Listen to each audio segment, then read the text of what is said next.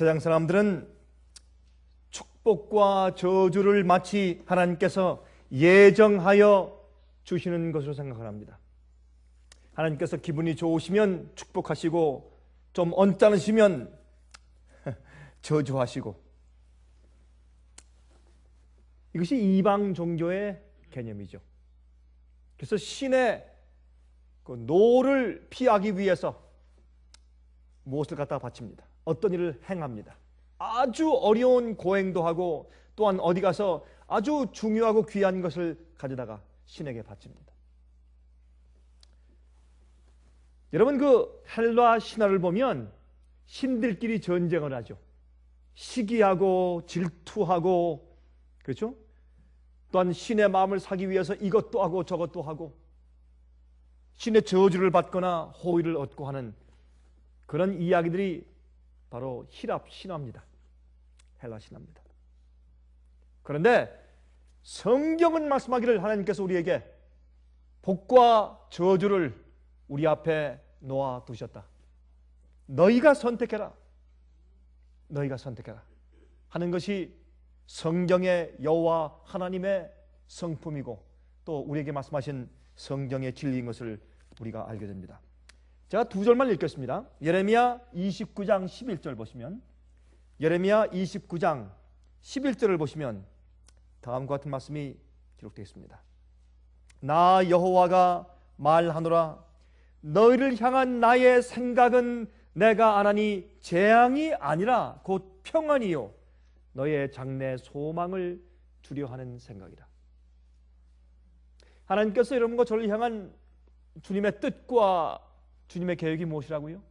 평안이라, 축복이라, 영생이라.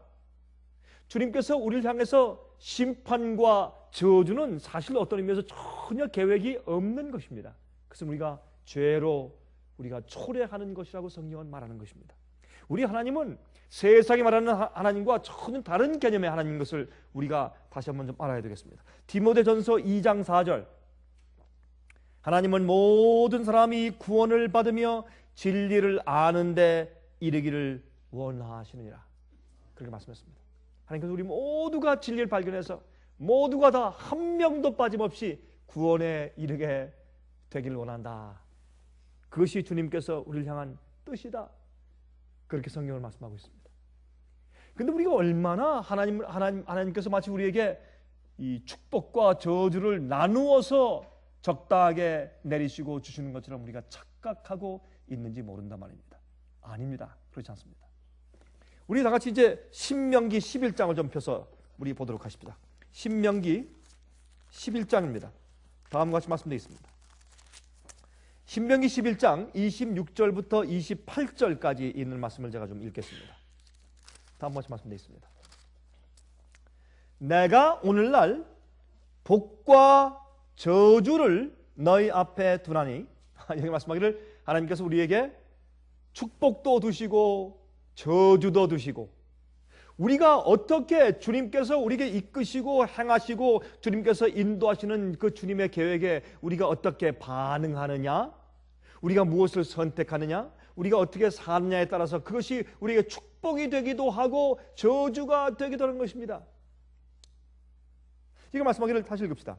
내가 오늘날 복과 저주를 너희 앞에 두나니 너희가 만일 내가 오늘날 너에게 명하는 너희 하나님 여호와의 명령을 들으면 복이 될 것이요. 주님께서 명하신 명령을 우리가 듣고 지키면, 따라 살면 무엇이 된다고요? 복이 된다. 또 두 번째 보세요. 너희가 만일 내가 오늘날 너에게 명하는 도에서 돌이켜 떠나 너희 하나님 여호와의 명령을 듣지 아니하고 본래 알지 못하던 다른 신들을 쫓으면 어떻게 해요? 저주를 받으리라. 그러므로 여러분, 복과 저주를 선택하는 것은 우리입니다. 하나님께서 어떤 의미에서 복을 주시고 저주를 주시는 것이 아닙니다. 여러분, 복은 항상 우리 주위에 와 있습니다. 주님의 축복은 항상 우리 곁에 있습니다. 우리가 그것을, 주님께서 주신 것을 우리가 펼쳐서 받아서 우리 것으로 삼으면 되는 것입니다. 그것이 성경적인 주님의 축복입니다. 여러분, 아무리 태양이 있어도 눈을 질끈 감고 As far as I'm concerned, 나에게는 태양이 없다. 그러면 없는 겁니다. 그렇죠? 여러분, 어떤 사람은 말이죠. 이 접시 물에 코를 박고 죽는 사람도 있다래요. 그렇죠? 죽으려면 무엇을 통해서 못 죽어요? 죽으려면은. 그렇죠? 여러분, 아무리 좋은 음식을 주셨어도 안 먹으면 죽어요. 그렇죠? 그리고 이 공기도 이렇게 많지만 숨 쉬지 않으면 죽는 것입니다. 그러므로 주님께서 우리에게 영생과 축복을 항상 우리에게 잔뜩 주셨는데 우리가 주님의 뜻대로 살지 아니하기 때문에 저주가 임하는 것입니다. 여러분, 주님께서 빛을 주실 때 그 빛을 우리가 거절하면 그 빛이 우리의 마음을 완악하게 만들어서 다시는 성령의 음성을 듣지 못하고 하나님의 음성을 듣지 못하게 만들어서 그것이 빛이 오히려 저주가 됩니다. 그렇죠? 빛을 계속 거절하면 우리 마음이 완악해서 더 이상 하나님의 음성을 듣지 못하게 만드는 것이 되어버립니다. 그것이 출애굽기 나오는 말씀 아닙니까? 하나님께서 바로의 마음을 어떻게 하사? 완악하게 하사? 바로의 마음을 강팍하게 하사 그렇게 말씀했어요. 어떻게 하나님께서 바로의 마음을 강팍하게 했습니까? 바로 잘못이지. 그게 무슨 뜻입니까? 하나님께서 모세를 통해서 계속해서 가서 그 큰 빛을 주시고 여호와 하나님의 능력과 기적을 베풀어서 그의 눈을 뜨게 했는데도 그가 계속 거절함으로 오히려 주님의 크신 기적과 주님에 대한 진리의 말씀과 하나님의 명령이 오히려 그가 그것을 거절함으로 그의 마음을 완악하게 만들었기 때문에 결과적으로 하나님이 그를 강팍하게 했다고 성경은 말하는 것입니다. 그러므로 성경은 말을 하나님께서 복과 저주를 우리 앞에 두셨다. 우리가 선택하는 것이다. 여러분, 주님께서 우리를 힘들게 하시죠. 힘들게 하시는 것보다 우리가 배고프고 목마르고 고통스럽고 병이 나게 하시는 이유는 어떻게 해요? 우리를 구원하시기 위해서. 하늘이 그립고 영생이 그립고 그렇죠? 하나님이 그립게 하기 위해서 우리에게 죄의 결과와 고통을 허용하시는 것이죠. 그렇게 경험하도록 주님께서 허용하시는 것이죠. 왜 죽음이 있습니까? 안 죽어도 돼요. 그렇죠? 주님께서 죄의 결과로 죽게 하시는 이유는 여러분, 죽음은 축복이에요. 절대로 저주가 아닙니다. 우리가 죽어야 이 세상의 고통에서 놓일 수 있고 이 세상에서 질병에서 놓일 수 있고 이 세상에서 시름과 고통에서 놓일 수가 있습니다. 그러므로 제가 자꾸 이게 죽음에 대해서 그렇게 좀 미화하는 건 아니지만 죽음에 대해서 이렇게 말하니까 어떤 사람들은 목사님 좀 섭섭합니다. 그런 분들이 있어요. 특별히 이 환자분들은. 제가 그런 뜻은 아닙니다. 그러나 여러분, 이 세상에서 일어나는 모든 것들은 주님의 축복이 될 수가 있습니다. 죽음도 축복이 될 수가 있고 병도 축복이 될 수가 있고 다치는 것도 축복이 될 수가 있고 마음이 아프고 서럽고 고통스러운 것도 결국엔 축복이 될 수가 있는 것이 이런 모든 것들이 우리의 순풍되어서 하늘로 가까이 가게 만들 수 있기 때문에 그러합니다. 여러분, 이 세상의 모든 것은 축복이 될 수 있습니다. 자, 신명기 30장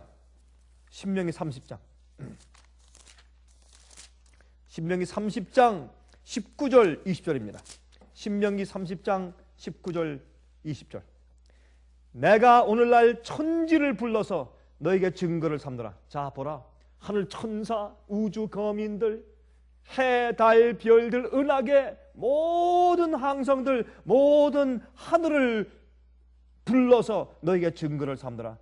내가 생명과 사망과 복과 저주를 내 앞에 두었은즉 너와 내 자손이 살기 위하여 생명을 택하고 내 하나님 여호와를 사랑하고 그 말씀을 순종하여 또 그에게 부정하라. 내가 내 명령과 규례대로 순종하여 따라 살면 너에게 영생과 축복이 올 것이고 너희가 거절하고 너희가 우상을 숭배하며 세상을 사랑하고 죄를 사랑하고 반역하고 우상을 사랑하면 내가 저주를 받을 것이라. 다시 말해서 주님께서 우리에게 주신 것들이 저주가 돼요. 주님께서 우리에게 주신 금과 은이 저주가 되고 보석이 저주가 되고 여러분 다이아몬드 그 금강석이 우리에게 저주가 되는 것입니다. 그렇지 않습니까? 똑같은 물질인데 똑같은 금강석인데 그것이 말이죠. 정말 어떤 것을 파기 위해서 이 금강석이 아니면 그 철 위에 뭘 새길 수가 없어요. 금강석 그 힘이 있어야지. 그래 막 돌아가면서 그 돌이나 아니면 쇠 위에 그 아주 강력한 그런 쇠 위에 글씨를 파고 홈을 파기 위해서 금강석 칼이 필요한 것입니다. 그러면 참 아름답지만 그 금강석을 여기 차고 저기 차고 여기 차고 여기 차면 그게 사람들에게 저주가 될 수 있어요. 똑같은 금강석인데 하나님께서 복과 저주를 우리에게 두셨습니다. 우리의 태도와 우리의 선택에 따라서 주님께서 베푸신 것들이 축복이 될 수도 있고 저주가 될 수도 있습니다. 여러분 주님께서 말씀하신 명령대로 따라 살면 주님의 명령은 하라 하지 말랍니다. 여러분 그것은 우리 마음을 정결케 하고 하나님 앞에 나가서 하나님의 성품을 담게 만드는 것입니다. 우리를 타락시키고 하늘에 가서 영원히 살지 못하게 만드는 모든 불결하고 더러운 것들을 전부 다 씻어내는 역할을 하는 것이 주께서 우리에게 주시는 계명과 규례입니다. 주님께서 하라 하지 말라. 이것이 좋으니 이렇게 하라. 하나님 주의 모든 명령들은 축복입니다. 그러나 그 명령을 지키지 아니할 때 그것은 우리에게 저주가 됩니다. 여러분 태양빛이 좋습니다. 큰 축복이죠. 그런데 여러분들이 뜨거운 여름에 하루 종일 태양볕 속에 나가서 서 있으면 여러분 일사병이 걸려서 죽습니다. 똑같은 태양인데 우리의 태도에 따라서 주님께서 말이죠 우리에게 주신 명령대로 따라 살지 않으면 그것이 저주가 됩니다. 심판이 됩니다. 여러분 이렇게 간단한 말씀을 이 세상에 많은 사람들은 마치 이교적인 사고방식을 가지고 하나님께서 기분 좋으면 축복하시고 주님께서 어떻게 주님의 좀 호을 좀 사면 축복하시고 아니면 주님께서 무섭게 저주하시고 심판하시는 분이라고 얼마나 오해하고 있는지 모릅니다. 참 하나님 어떤 의미에서 불쌍하세요. 참 얼마나 많은 오해를 받고 있는지 말이죠. 아닙니다. 하나님은 그러신 분이 아닙니다. 성경에 말씀하기를 하나님의 뜻은 우리 향한 주님의 뜻은 무엇입니까? 우리의 평안입니다. 우리의 행복입니다. 우리의 축복입니다. 우리의 영생입니다. 적어도 이 세상에서 하나님께서 그렇게 많이 오해를 받고 계시니 우리만이라도 주님 오해하지 맙시다. 우리만이라도 하나님 오해하지 맙시다. 우리 하나님은 그런 분이 아닙니다. 사람들이 잘못 오해하고 잘못 생각하는 것입니다. 그 말씀을 순종하며 또 그에게 부종하라 복종하라 말입니다. 그는 내 생명이시요 내 장수시니 여호와께서 내 열조 아브라함과 이삭과 야곱에게 주리라고 맹세하신 땅에 내가 거할 것이라. 여러분 가나안 땅. 그런데 여러분 아십니까? 여러분 창세기 15장부터 쭉 읽어보시면 하나님께서 아브라함에게 약속하신 그 땅 가만히 보십시오. 여러분 사실은 이스라엘 나라가 말이죠. 하나님께서 아브라함에게 약속하신 그 땅에 저 바벨론부터 저기 그 터키 지방, 소아시아 지방부터 저 애굽까지 그렇게 큰 넓은 땅을 이스라엘 나라가 한 번도 그렇게 차지한 적이 없습니다. 그게 무엇인지 아십니까? 그게 나중에 우리가 살 그곳에 새 예루살렘 성이 내려올 장소입니다. 여러분 스가랴서 14장 보세요. 어떻게 되어 있습니까? 예수님께서 삼림하실 때 예수님께서 이 땅에 말구 위에 초림하셨고 두 번째 이 땅에 영광의 구름을 타시고 천천만만 천사와 함께 이 땅에 재림하실 것이고 천년기 이후에 내려오실 때 의인들이 새하늘과 새 예루살렘과 함께 이 땅에 내려올 때 그때 예수님께서 어디에 오신다고요? 스가랴서 14장에 말씀하기를 감람산 위에 내려오신다고요. 그때 감람산이 갈라지면서 거기 큰 평지가 생기고 거기에 새 예루살렘 성이 내려오게 될 것입니다. 그것이 요한계시록 21장에 기록되어 있습니다. 마치 신부가 남편을 위해서 단장한 것 같은 아름다운 성이 이 땅에 내려옵니다. 여러분, 그것이 어디입니까? 하나님께서 아브라함에게 약속하신 그 땅입니다. 그것이 가나안 땅이었습니다. 여러분, 가나안 땅은 우리가 앞으로 살게 될 새 하늘과 새 땅의 상징이었습니다. 실제로 그 장소에, 바로 그 지역에 하나님께서 아브라함을 그곳에 살게 두셨습니다. 그것은 뭐를 말합니까?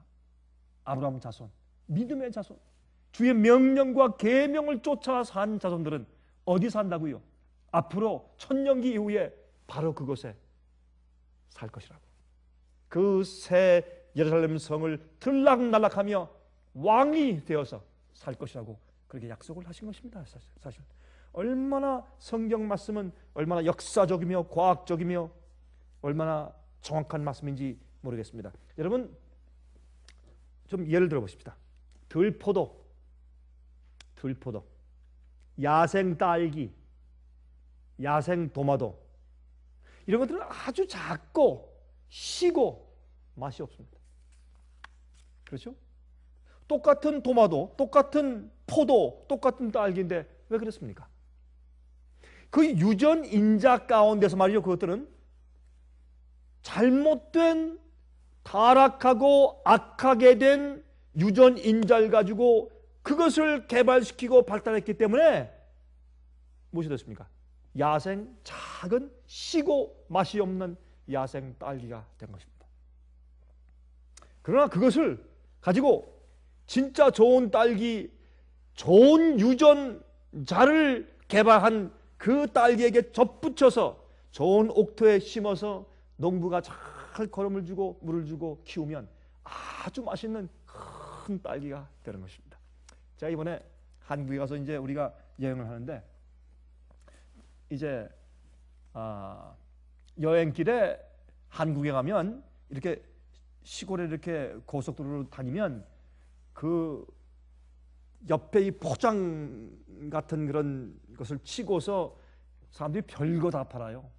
뭐 강원도 호박엿을 팔지 않나, 뭐 과일들, 뭐 빵들, 뭐 별걸 다 팔아요. 근데 한번 지나다 보니까 딸기, 이렇게 딸기가 좀 먹고 싶어서 저 딸기 좀 사가지고 가자 그 얘기했더니 우리 직원들이 목사님 딸기 좀 삽시다.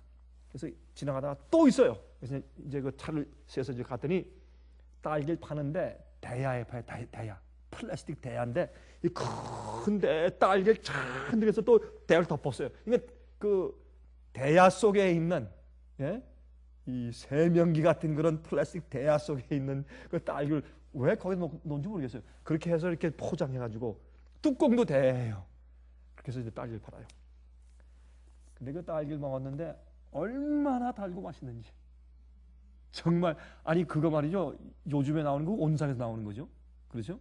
그런데 제 주먹만큼, 어떤 건 제 주먹만큼 커요. 이렇게 큰 딸기가 얼마나 정말 달고 맛있는지 말이에요. 제가 한 끼는 거의 그것만 먹고 다른 거 먹지 않고 그것만 먹고 한 끼 때웠어요. 얼마나 맛있는지. 왜 딸기는 그렇게 돼야 돼요? 그렇죠? 그게 딸기죠. 그런데 왜 산딸기 조그만 게 시고 쓰고 맛도 없게 그렇게 되었습니까? 잘못된 유전자를 키운 겁니다. 우리 속에, 타락한 우리 속에 좋은 유전자가 있고 나쁜 유전자가 있어요. 우리가 전부 다 나쁜 것은 아니에요. 아직 우리에게 조금 하나님의 형상이 남아있어요. 그 중에서 우리가 영을 택하면 돼요. 육을 택하지 말고. 여러분, 성경은 예수께서 말씀하기를 너희 아비는 누구라고요? 마귀라. 여러분, 우리가 아버지를 바꾸면 돼요. 그게 뭐예요? 거듭남이거든. 우리가 아버지를 바꾸자고 우리의 잘못된 유전자를 버리고 성령의 감동을 받아서 우리 아버지 예수님으로 우리 집을 옮겨버리자고요. 우리 왕국을 옮겨버리자고. 여러분, 어둠의 왕국에서 아들의 왕국으로 옮겼다고 골로새서 1장에 말씀하지 않습니까? 옮겨버리자고요. 우리가 한 번만 하자면 매일 옮겨버려요. 잘 안 돼요? 또 속상하고 또 문제가 생겨요. 여러분, 또 옮깁시다. 집을 옮기면 돼요. 걱정할 필요 없어요. 나는 말이지 저주를 받았어. 아니에요. 저주를 축복으로 바꿀 수가 있어요. 예? 어떤 어려운 경우가 생겼어요? 그 어려운 경우를 우리는 축복으로 바꿀 수가 있어요. 이게 믿는 것입니다. 예? 타락한 유전자를 따라가는 것이 아니라 좋은 유전자를 따라가는 것이에요. 악한 성향을 그냥 따라가지 말고 우리 속에 역사하시는 성령의 음성을 가지고 성령의 열매를 따라가요. 그래서 좋은 종자에 접붙이고 좋은 옥토에 심기우고 양분과 물을 잘 받으면 실과를 맺는 것입니다. 여러분 아십니까? 들포도, 야생 딸기, 야생 도마도 이런 것은 잡초예요. 잡초. 원래 것이 아닙니다. 어떤 의미에서. 많은 사람들은 진짜 사람이 아닙니다. 잡초입니다. 악인들입니다. 저주에 시달려 사는 사람들입니다. 그러나 주님을 알고 믿는 사람들은 고통도 죽음도 질병도 축복으로 바꾸는 사람들입니다. 우리가 잘못 태어난 조상들로부터 온, 여러분 조상 탓을 하죠. 진짜 조상 탓 해도 돼요. 우리의 잘못된 유전인자와 잘못된 성질과 경향들이 조상 탓을 해도 돼요. 정말 그런 잘못된 유전자가 들어왔어요. 어떻게 하겠어요? 우리가 생겨 먹기를 그렇게 생겨 먹었다고 우리가 말을 하지 않습니까? 우리가 생긴 모습도 조상 때문에 생긴 것이요. 왜 어떤 사람은 키가 작습니까? 조상 탓이에요. 뭐 우리가 뭐 키가 작게 태어나달라고 뭐 선택해서 여러분들이 아니죠. 예? 한 번은 어떤 사람이 저를 만나가지고 아유, 대부분 그래. 목사님을 이렇게 TV 화면에서 볼 때는 제가 좀 왜소하고 키가 작게 보이는데요. 그거 사실입니다. 왜냐하면 이 작은 공간에서 보기 때문에 그래요. 그렇죠? 그런데 여러분 그 영화 스크린, 큰 스크린에서 영화 배우들 얼굴들 보다가 진짜 가서 보면 얼굴이 다 요만하대요. 왜요? 크게 보다가 실제 보니까 요만하게 보이니까. 그러나 이렇게 조그만 박스의 사람들 계속 보면 작게 보이는데 실제로 보면 크잖아요. 그렇죠? 우리가 사람을 볼 때 그 사람보다 큰 모습을 보다가 진짜 보면 작게 보이는 것이고 그 사람보다 적게 보다가 실제 그 사람 보면 크게 보이는 거예요. 목사님 화면에서만 보다가 진짜 보니까 키가 크시네요. 등치도 있으시고 이렇게 말하는 사람들이 꽤 있어요. 만나면. 여러분 우리가 이런 모양 가지고 태어난 거 우리 선택이 아니었습니다. 그러나 못생긴 사람은 못생긴 대로, 키가 적은 사람은 적은 대로, 큰 사람은 큰 사람대로, 기형이면 기형대로 우리가 받은 모든 것들을 바꾸어서 영생케 하는 축복으로 바꿀 수가 있습니다. 이게 우리의 믿음입니다. 이게 우리의 신앙입니다. 그것이 믿는 결과입니다. 주님은 우리에게 항상 축복과 저주를 주시는데 우리가 어떻게 선택하느냐에 따라서 다른 것입니다. 또 우리가 아무리 어렵더라도 주의 명령과 규례를 따라 살면 우리가 건강해지고 행복하고 즐겁고 소망이 있고 기대가 있고, 그래서 우리가 어떻게 해요? 축복을 받으면서 살아요. 자식이 잘 되고 결혼 생활이 아름답고 행복하고, 그렇죠?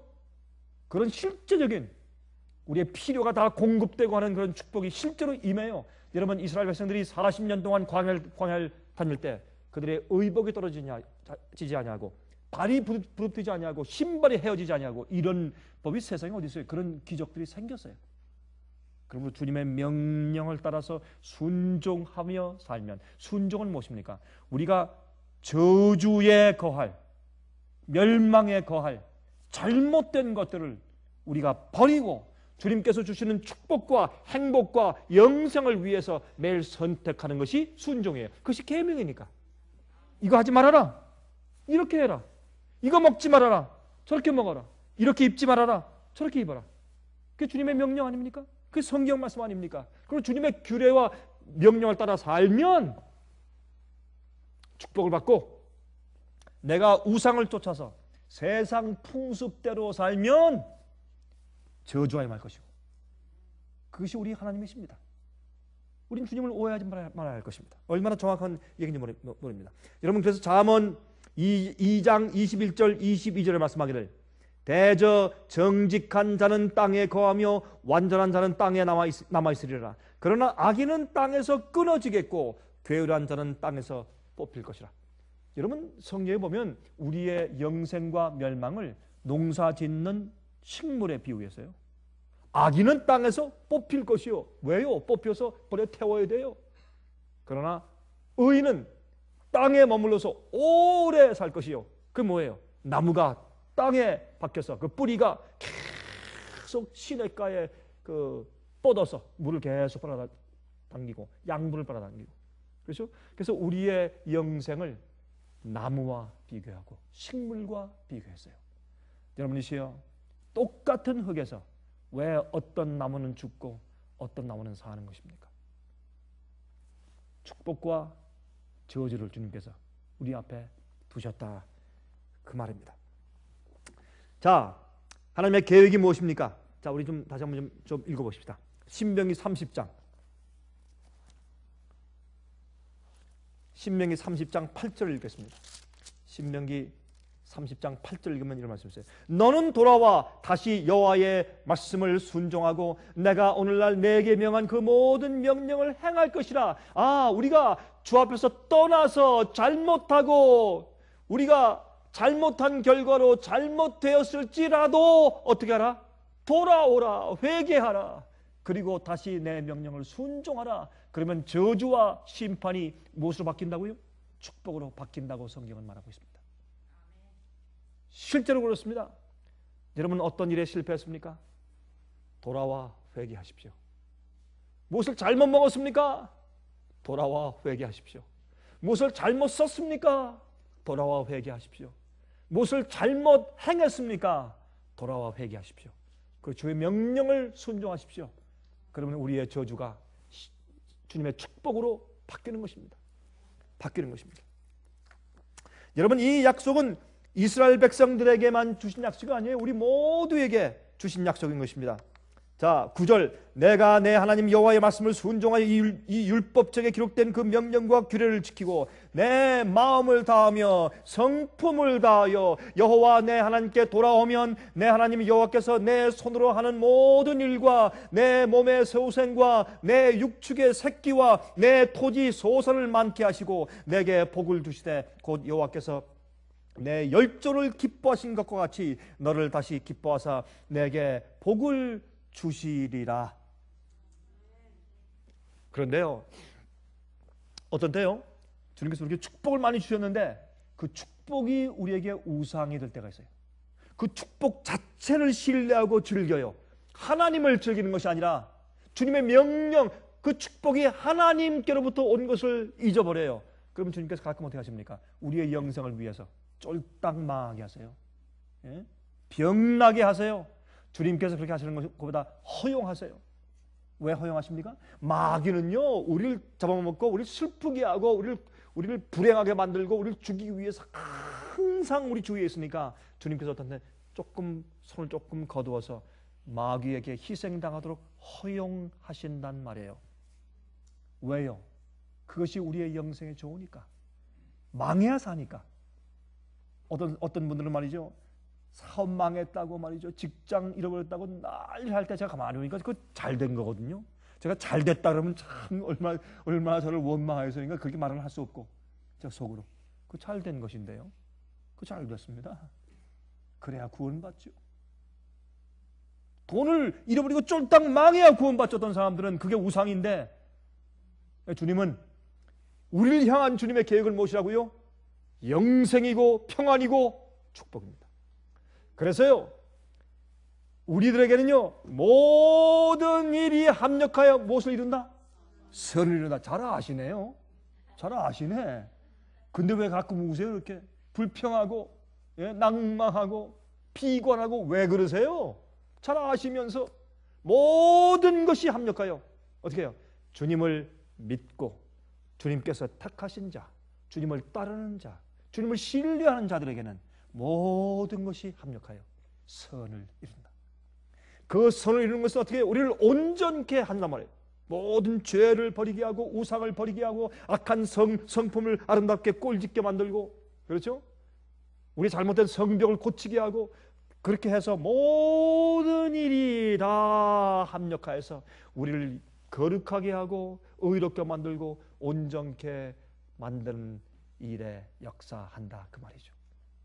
주님은 항상 우리 앞에 축복을 두시는 것이 주님의 뜻입니다. 15절 보라, 내가 오늘날 생명과 복과 사망과 화를 내 앞에 두었나니 곧 내가 오늘날 너를 명하여 내 하나님 여호와를 사랑하고 그 모든 길로 행하며 그 명령과 규례와 법도를 지키라 하는 것이라. 그리하면 내가 생존하며 번창할 것이요 또 내 하나님 여호와께서 내가 가서 얻을 땅에서 내게 복을 주실 것임이니라.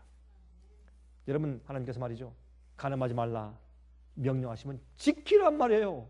우리 마음 가운데 가늠하는 생각이 떠오르면 버리란 말이에요. 그거 주님의 성령의 능력으로 버리고 정결케 함을 매일 얻으란 말이에요. 그러면 행복해요. 그런데요, 가늠하면 불행해져요. 가늠하면 불행해져요.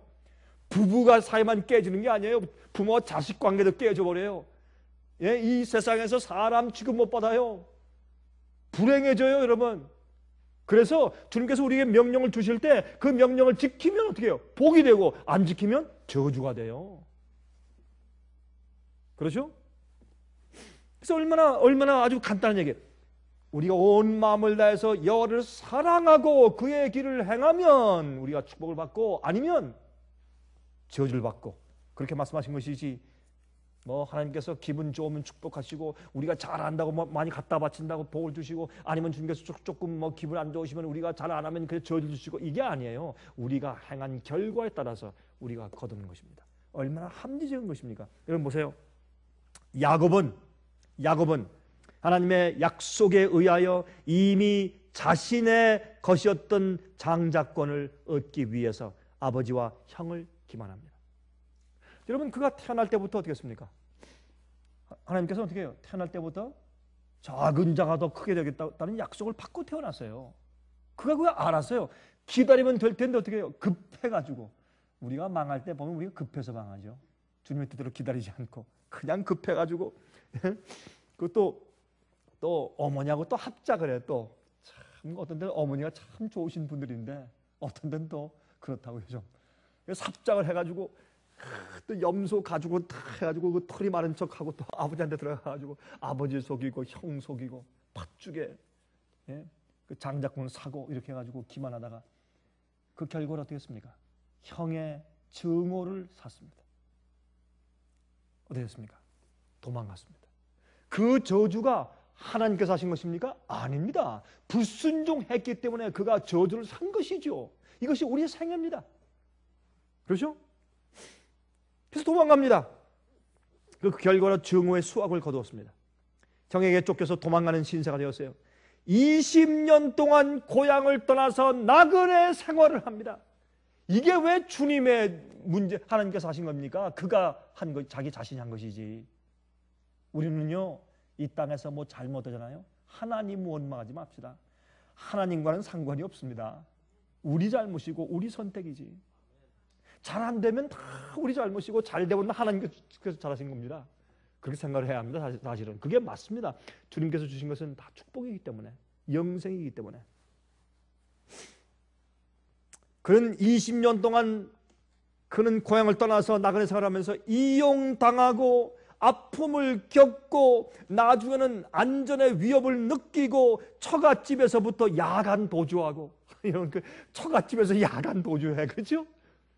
오죽하면 처갓집에서 도망을 가느냐고. 예? 너무 약게 부자가 되니까, 예? 그 처남들이 시기 질투하고 라반 외삼촌까지 화가 나고, 그것도 좀 적당히 해야지. 예? 적당히 해야죠. 야갔습니다. 그런 욕심이 많았어요. 그런데 그가 이제 고향으로 돌아가는데 야복 강가에 갑니다. 어떻게 합니까? 형이 400명의 군사를 데리고 자기를 죽이러 온다래요. 이제 어떻게 합니까? 이제 어쩔 수 없습니다. 그는 하나님께 무릎을 꿇고 밤새도록 기도했습니다. 그것을 야복 강가의 야곱의 환난이라고 부릅니다. 그가 거기에서 큰 주님과 씨름했습니다. 그리고 주님께서 날 축복하지 않으시면 나 주님 못 놓습니다 그랬습니다. 이거 참 재밌는 얘기죠. 주님, 왜? 자기가 저지른 것 때문에, 순종하지 않은 것 때문에, 얕게 산 것 때문에, 주님의 뜻대로 주님을 신뢰하고 살지 않고 자기의 지력과 꾀를 의지해 살았기 때문에 그 결과를 받으면서 그는 어떻게 합니까? 주님이시여, 내게 이르러온 이 모든 불이익들이 내 잘못입니다. 나를 불쌍히 여기시고 나를 떠나지 마십시오. 주님께서 이제 나를 축복하지 않으시면 내가 놓지 않겠습니다. 야곱은 회개합니다. 자기 삶 전체가 하나님께 돌아갑니다. 그것이 야복 강가에서 야곱이 기도하는 것입니다. 여러분, 우리도 그런 기도가 필요합니다. 우리도 그런 회개가 필요하고 그런 깨달음과 회환이 필요합니다. 여러분, 호세아서 12장 3절부터 6절 보시면 이런 말씀이 있어요. 야곱은 태에서 그 형의 발 뒤꿈치를 잡았고 또 작년에 하나님과 힘을 겨루되 천사와 힘을 겨루어 이기고 울며 그에게 간구하였으며 하나님은 베들에서 저를 만나셨고. 참, 야곱은 항상 씨름하는 사람이에요. 뱃속에서도 형과 씨름했고 서로 먼저 나오려고. 나중에 야복 강가에서 그는 하나님과 씨름하고 드디어 하나님께 인정받는 자가 됩니다. 자, 그런데 계속 말씀합니다. 5절과 6절에 거기서 우리에게 말씀하셨나니 저는 만군의 하나님 여호와시라. 여호와는 그의 기념칭원이라. 그런즉 너희 하나님께로 돌아와서 인애와 공의를 지키며 항상 너의 하나님을 바라볼지니라. 여호와는 그의 기념칭원이라. 무슨 말이에요? 하나님은요, I am that I am. 나는 나야. 나는 항상 거기 있어요. 어떤 존재나 어떤 것에 의해서 흔들리지 않는 창조의 근본 되시는 분, 하나님. 예수님은 창조의 근본, 예수님의 그 기원은 태초 기원 그 자체예요. 하나님은 항상 거기 계세요. 우리가 그저 맨날 왔다 갔다 하지. 여기 갔다 저기 갔다 이리로 갔다 일로 떠나갔다 저기로 떠나갔다. 이 성경을 말하는 거 뭐예요? 우리 다 양같이 각기 제 길로 갔거든. 우리 가는 길이 또 다 달라. 또 다 제 길로 가. 참 사방팔방으로 헤매다가 나중에 또 돌아오면 또 하나님께서 거기 계시고 또 저기 갔다 또 돌아오고. 하나님과 항상, 하나님은 여호와는 기념칭호예요. 하나님은 기념칭호. 항상 거기 계신 분. 그걸로 항상 돌아와야 돼요. 돌아오라. 여러분, 그런데 야곱이요, 그렇게 살았기 때문에 부인이 여러 또 없어요. 그렇죠? 뭐 그 당시에 이제 그것이 풍수였다고 할지라도 그가 그렇게 얕게 산 그의 생애 때문에 12아들을 낳았는데 12아들 속에 그가 잘못한 생애, 잘못된 성벽이 그 속에 다 들어가 있어요. 12아들들. 그 12지파 아니에요? 뭘 상징해요? 아담의 타락의 모든 타락의 죄악의 본성들이 전부 다 들어가 있는 게 12지파예요. 그게 우리요. 교회는 뭐예요? 12지파예요. 영적인 이스라엘. 12지파. 모든 죄의 그 유전인자를 전부 받고 태어나서 우리가. 그러나 주님께서 우리에게 베푸시는 것은 축복입니다. 저주가 아닙니다. 우리가 타락된 본성을 가지고 태어났더라도 주께서 우리를 향한 주님의 뜻은 평안이요, 축복이요, 영생입니다. 자, 여러분, 이 12아들 가운데 누가 있어요? 레위. 레위는 날카롭고 포악한 자였어요. 여러분, 그 12아들 놓고 축복 기도할 때 여러분 창세기 49장 보시면 레위에 대해서 기도할 때 뭐라 그랬어요? 이 레위는 포악한데 잔해하는 기계라. 잔해한 사람을 죽이는 칼이라. 그렇게 얘기했어요. 그의 날카로운 성격이 어디서 받았어요? 조상 탓이지. 야곱에서 내려갔다고 그게 그 성격이. 예? 그런데 말이죠. 아십니까, 여러분? 시내산의 금송아지 배도 때에 레위 족속은 거기에 가담하지 않았습니다. 하나님께서 원래 각 지파의 각 가정의 마다들을 택해서 성소 봉사를 하고 그 제사장 일을 하도록 그렇게 계획하셨는데 어떻게 해요? 장자들이 전부 다 패역했으니까 하나님께서 다 버리시고 레위 그 배도에 전부 흔들렸을 때 배도에 참여하자는 레위 지파를 택해서 거룩한 제사장 지파를 만드시고 성소에서 봉사하는 레위인들로 삼으셨어요. 여러분, 그렇게 악한 성질 타고난 그 레위가 그 유전인자를 아주 강력하고 포악하지만 그것을 회개하고 거듭난 다음에 그 강력한 성격을 어디 썼어요? 배도하지 않고 진리에 굳게 서는 성격으로 썼어요. 그러므로 여러분과 제가 타고난 성격들을 조상 탓하지 말고 주님께로 돌아갑시다. 예수님께 가서 거듭나고 회개하고 우리가 예수의 마음 받아서 우리가요 어디 가서요? 진짜 성령 예수의 나무 위에 가서 접붙임을 받아서 예수님의 품성을 받으면 우리도 축복된 사람 될 수가 있습니다. 자, 여러분 신명기 10장 8절에 말씀하기를 그때 여호와께서 레위 지파를 구별하여 여호와의 언약궤를 메이며 여호와 앞에 서서 그를 섬기며 또 여호와의 이름으로 축복하게 하셨고 그 일은 오늘날까지 이르느니라 그랬어요. 얼마나 감사해요. 오늘까지 이르느냐. 말라기 2장 5절 6절 보면 레위인들과 세우신 언약이 있어요.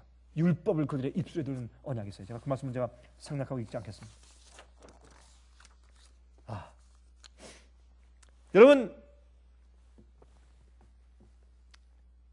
야곱은 자기의 고난이 자기의 생애를 꼴지우게 하지 않았습니다. 그는 어려운 구비마다 하나님께 매어 달렸습니다. 그가 실수했을지라도 그 실수 속에 머물러 영원히 있지 않았습니다. 그는 돌이켜서 하나님께 나가서 매달렸습니다. 그가 잘못하여 증오의 씨를 뿌리고 열매를 거둔 다음에 그가 도망 오다가 그가 어떻게 해요? 베델까지 왔어요. 베델. 거기서 돌베개를 베고 버림받은 입장에서 정말 지붕이 없이 하늘의 별을 보며 처참하게 정말 자기의 웃옷을 덮고서 잠을 자고 있을 때, 잠을 청하려고 했을 때 잠이 왔겠어요? 그때 하나님께서 그것을 베델이라고 부르게 하셨어요. 베델이 뭡니까? 베이스엘, 여호와의 집, 하나님의 문.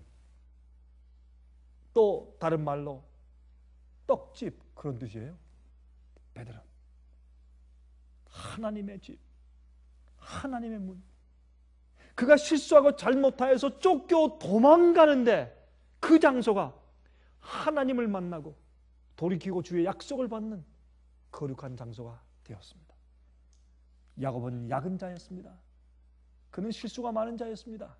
그러나 한 가지, 그는 그 실수 속에 머물러 있지 아니하고 그는 항상 하나님께 돌아갔습니다.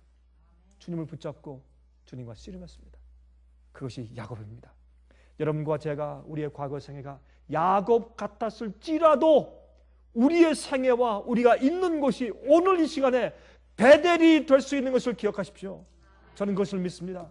하나님을 보고 주 앞에 나가는 그런 문이 될 수 있고 하늘에서부터 내려오는 그 하늘 사다리를 볼 수 있으며 우리도 꿈에서 볼 수 있으며 천사가 하늘에서 우리 있는 데까지 오르락 내리락 하는 것을 우리도 볼 수가 있습니다. 그것이 우리의 믿음의 눈인 것입니다.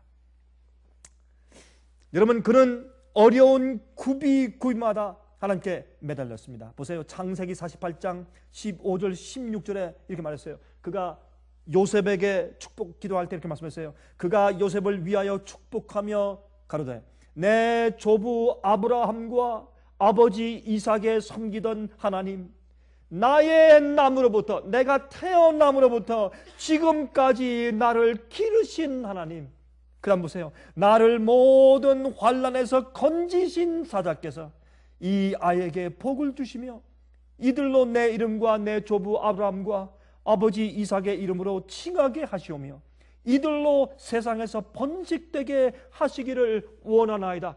여러분, 이 야곱은 참 어려운 일을 통과했고 고난의 길을 통과했고 그가 실수와 잘못을 많이 했으나 하나님께서 그를 통해서 태어난 12아들도 꼭 조상 탓으로 고모양 곡골이었는데 하나님께서 그 12지파를 이스라엘 세우시고 그 12지파를 통해서 나중에 12지파의 이름이 새 예루살렘 성의 기초석에 기록되게, 아니 기초석에 아니요 그저 12대문에 기록되게 하셨어요.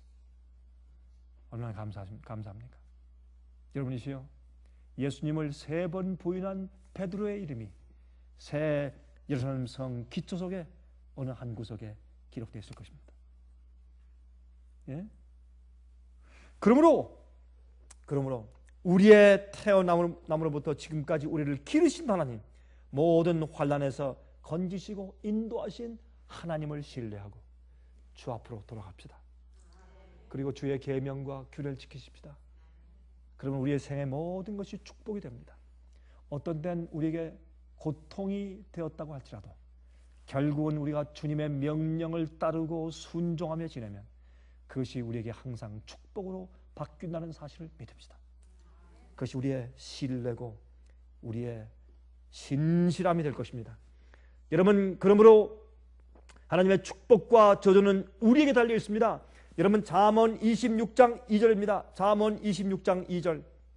까닭 없는 저주는 참새에 떠도는 것과 제비에 날아가는 것 같이 이르지 아니하느니라. 여러분, 가운데 말을 빼버리면 이런 뜻입니다. 까닭 없는 저주는 오지 않는다. 그런 말이에요. 우리에게 저주와 어려움이 생기죠? 반드시 그 이유가 있어요. 우리가 잘못했어요. 그런데 여러분, 또 무엇인지 아세요? 우리가 전혀 잘못하지 않았는데도 오는 어려운 고통이 있어요. 그것이 욥의 고통입니다. 그럴지라도 욥은 그 입에 원망하거나 불평하지 아니했다. 이것이 마지막 백성들의 태도와 품성입니다. 여러분이시여, 우리의 생의 모든 것, 우리가 잘못한 것들, 실수한 것들, 우리가 주님을 불순종했기 때문에 생긴 모든 잘못들과 저주들을 주 앞에 돌아가서 주의 명령과 규례를 지키며 회개함으로 주께서 축복으로 바꿔주시는 기적을 매일 경험하시기를 간절히 바랍니다. 하늘에 계신 우리 아버지, 우리가 오늘 주 앞에 다시 돌아갑니다. 혹시 우리가 우리의 실수와 잘못들과 우리의 불순종으로 쌓아둔 저주가 있으면 주여, 오늘 이 시간부터 축복으로 바꾸어 주시고 우리가 주님께 나아가 접붙임 받아 하나님의 양분 받고 주님의 성령의 축복을 받아 아름다운 열매 되게 하시옵소서. 주님이시여, 저에게 믿음을 허락하시고 이 장소가 베델되게 하시고 하나님을 만나는 거룩한 장소 되게 하시옵소서. 주님께서 우리 앞에 항상 축복과 저주를 두신 것을 우리가 다시 배웠습니다. 주님이시여, 우리가 축복을 선택합니다. 영생을 선택합니다. 우리가 어떤 경험이 올지라도 주님께 그것을 합력하여 선을 이루실 것을 믿습니다. 예수 그리스도의 거룩하신 이름만 의지하여 간절히 기도합니다. 아멘. 은혜 많이 받으셨습니까? 지금까지 들으신 이 생예빛 예배설교는 개인의 신앙 부흥이나 소규모 그룹 예배를 위하여 DVD와 CD로 제작되어 보급되고 있습니다. 생예빛 예배설교 DVD 및 CD를 원하시는 분들은 1-877-704-1004번으로 전화하여 주시기 바랍니다. 생예빛 선교 사업에 대해서 좀 더 자세하게 알기 원하시는 분들은 웹사이트 www.sostv.net를 방문하시기 바랍니다. 생예빛 웹사이트에는 지금까지 나온 모든 월간지와 DVD, 텔레비전 방송물들을 누구나 무료로 보실 수 있도록 준비되어 있습니다. 그럼 다음 시간까지 안녕히 계십시오.